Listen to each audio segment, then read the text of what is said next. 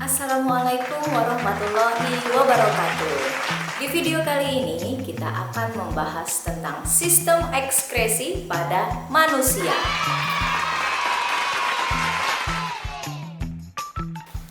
Nah, di video tadi menunjukkan bahwa ketika kita melakukan aktivitas, itu kita akan mengeluarkan keringat.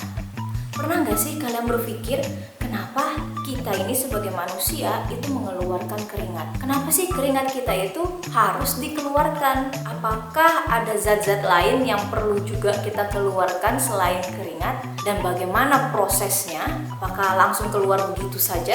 Atau ada organ-organ yang berpengaruh dalam proses pengeluaran itu? Nah, segala sesuatunya akan kita bahas di materi ini. Sebelumnya yang harus kalian ketahui adalah sistem pengeluaran pada manusia itu ada 3. Yang pertama adalah defekasi, ada sekresi, ekskresi. Defekasi sendiri itu adalah proses pengeluaran zat hasil pencernaan. Nah, ini dalam bentuk tinja atau kita sebut feses atau kotoran.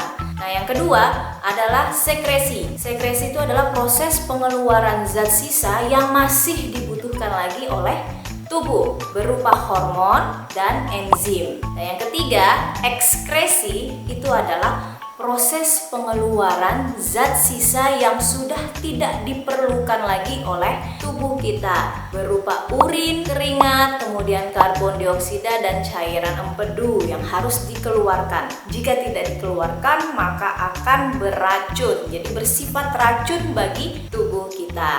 Organ ekskresi itu ada 4 macam. Yang pertama adalah ginjal, kemudian ada kulit, ada paru-paru, dan ada hati. Jadi 4 ini akan mengeluarkan zat-zat yang berbeda. Ginjal akan mengeluarkan urin, kemudian kulit akan mengeluarkan keringat, paru-paru akan mengeluarkan karbon dioksida dan uap air, dan hati akan mengeluarkan cairan empedu yang nantinya akan disalurkan ke ginjal juga untuk dikeluarkan. Organ ekskresi yang pertama itu adalah ginjal. Ginjal sendiri fungsinya adalah untuk menyaring darah hasil metabolisme tubuh kita. Ginjal itu terletak di sebelah kanan dan sebelah kiri, bagian tulang pinggang, tepatnya di rongga perut dan di bagian belakang. Jadi di bagian belakang kita sini itu adalah ginjal kanan kiri.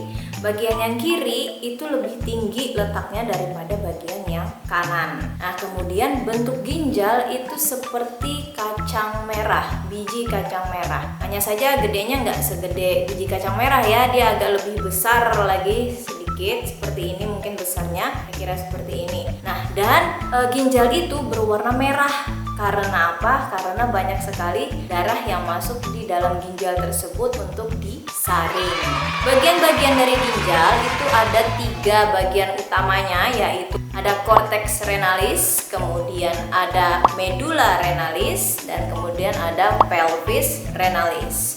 Di dalam korteks hingga medula itu terdapat berjuta-juta nefron. Nah, nefron sendiri itu adalah unit terkecil dari ginjal yang berperan penting pada proses penyaringan darah. Nefron sendiri itu terbagi lagi dia menjadi 2, yaitu terdiri atas badan Malpighi dan saluran-saluran. Badan Malpighi sendiri itu terdiri dari glomerulus, kemudian dibalut dengan kapsula Bowman. Nah, sementara yang saluran-salurannya itu ada tubulus contortus proximal, kemudian adalah tubulus contortus distal, dan ada tubulus contortus collectivus. Di antara tubulus contortus proximal dan tubulus contortus distal itu ada yang namanya lengkung Henle, bentuknya seperti U ini.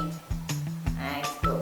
Setelah itu ada pelvis renalis, bagian ginjal tadi ya yang besar tadi. Pelvis renalis itu fungsinya untuk menampung urin yang sudah jadi sebelum disalurkan ke ureter.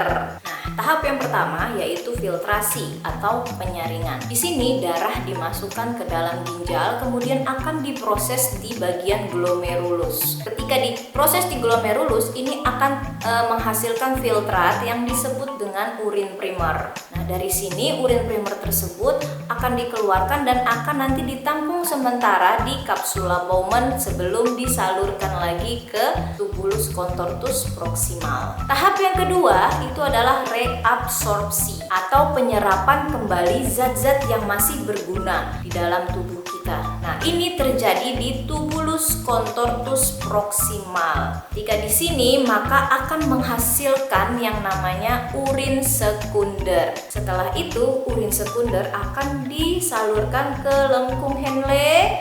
Dan proses yang ketiga, tahap yang ketiga yaitu tahap augmentasi terdapat di tubulus contortus distal. Nah, di sini augmentasi itu adalah proses untuk mengeluarkan urin yang sebenarnya, yang sudah tidak diperlukan lagi, yang harus dikeluarkan oleh tubuh kita. Terjadi di tubulus contortus distal. Urin yang sudah jadi ini, urin sebenarnya ini akan disalurkan ke tubulus collectivus atau saluran pengumpul. Setelah dari tubulus collectivus nanti baru disalurkan ke pelvis renalis, dan dari pelvis renalis maka urin yang sesungguhnya itu akan disalurkan ke ureter, yaitu keluar daripada ginjal. Itu tadi adalah proses pembentukan urin yang terjadi pada ginjal. Kemudian apa aja sih kandungan urin normal pada manusia? Jadi urin itu mengandung air, kemudian dia mengandung garam, urea, amonia, dan berbagai macam zat-zat beracun lainnya. Atau misalnya kalau kita kelebihan minuman obat tertentu, misalnya lagi sakit, terkadang baunya itu bau obat ya, urin kita. Nah, itu adalah zat-zat yang dikeluarkan, yang disaring di dalam ginjal dan dikeluarkan melalui urin tersebut. Nah, itu tadi adalah proses pembentukan urinnya. Kemudian ada proses pengeluaran urin. Proses pengeluaran urin berarti dimulai dari ginjal kita yang dua kanan kiri ini. Kemudian setelah diproses pembentukan urin di dalam ginjal, maka urin tersebut akan kita keluarkan melalui ureter. Jadi setelah ginjal, kemudian ureter.